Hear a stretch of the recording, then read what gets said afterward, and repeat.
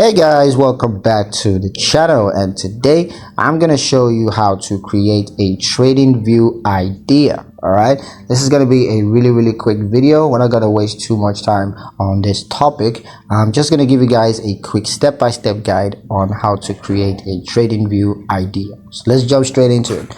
Now the first step is to select the ideas option.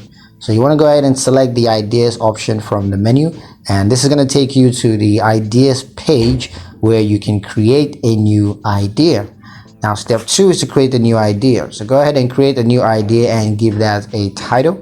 You can choose from various idea types such as charts, indicators, and trading strategies. The third step is to add content. So add content to your idea, including chart, indicators, and text. And you can use the Tradingview editor to format your text as well as to add images.